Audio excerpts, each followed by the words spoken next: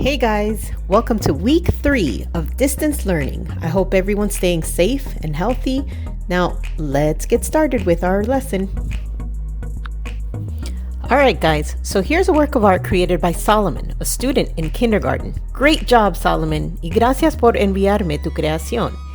His is the only one I've received, but it would be great to receive more. Así que si han creado algo, mándenmelo. I know Solomon is not the only artist at Bruce Monroe. I'd love to see and share your artwork, so please send it. Now, moving on to our lesson for this week, vamos a hablar de cityscapes o paisajes urbanos. A cityscape is a picture of a city. Un paisaje urbano es una foto de una ciudad.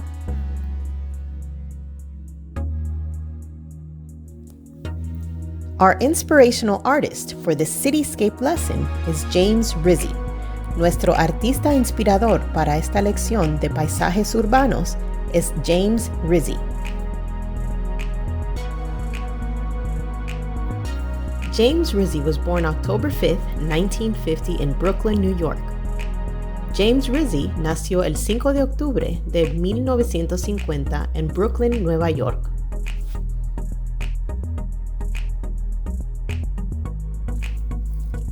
He loved New York City so much that a lot of his artwork was inspired by the city. Amaba tanto a la ciudad de Nueva York que muchas de sus obras de arte estaban inspiradas por la ciudad.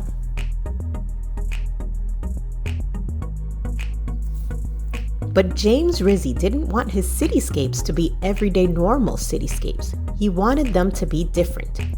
Pero James Rizzi no quería que sus paisajes urbanos fueran paisajes urbanos normales. Quería que fueran diferentes. This is why he used bright colors and added faces to his buildings in his cityscapes. Por eso es que usó colores brillantes y agregó caras a los edificios en sus paisajes urbanos. His cartoon-inspired architecture even made it to a town in Germany where James Rizzi created the Happy Rizzi House. Su arquitectura inspirada por los dibujos animados incluso llegó a una ciudad en Alemania donde James Rizzi creó la Casa Feliz de Rizzi.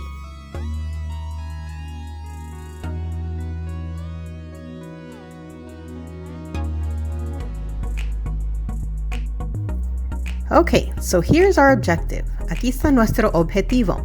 We will create a cityscape in the style of artist James Rizzi. Vamos a crear un paisaje urbano al estilo del artista James Rizzi. Here's a list of the materials you will need. Aquí está una lista de los materiales que van a necesitar.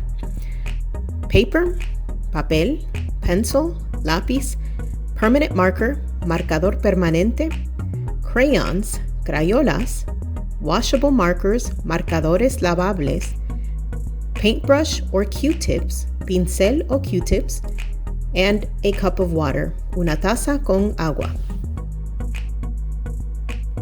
All right, now we're ready to get started drawing. Let's begin. Comencemos.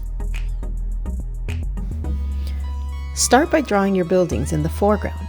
The foreground is the front area of your picture, the area closest to the viewer.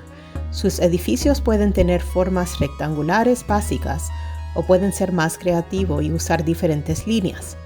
Once you're done drawing your building shapes, add faces. Las caras pueden ser felices, tristes, asustados, sorprendidos, or whatever expression you'd like to show.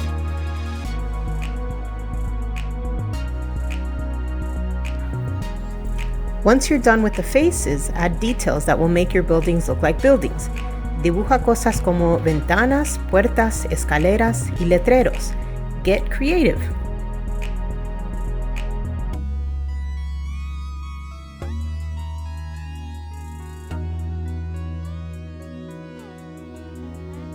Ahora estamos listos para agregar color. Using crayons, color all the small details. Don't forget to blend. Remember the color wheel? Colors next to each other are great colors to blend.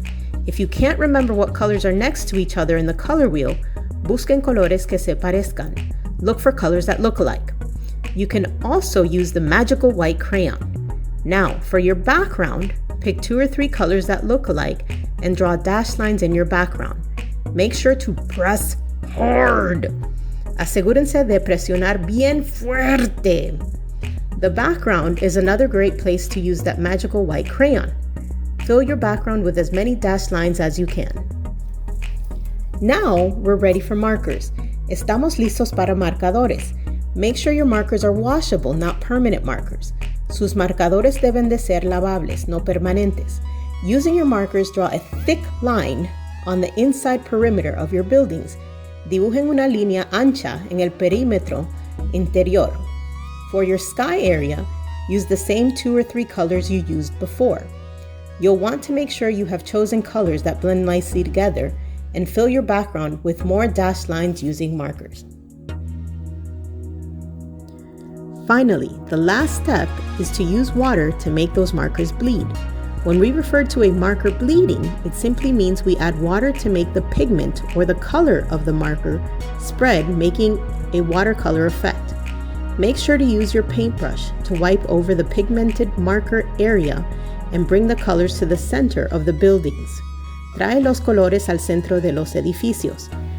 No tienen que preocuparse por pintar alrededor de sus objetos pequeños. Pueden pintar sobre ellos. Once you're done with your buildings, do the same in your background.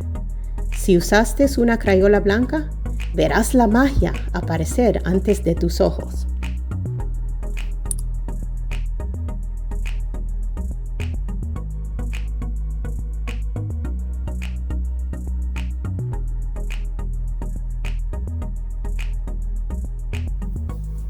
Don't forget to email me pictures of your artwork. No olviden de enviar fotos de su obra por correo electrónico.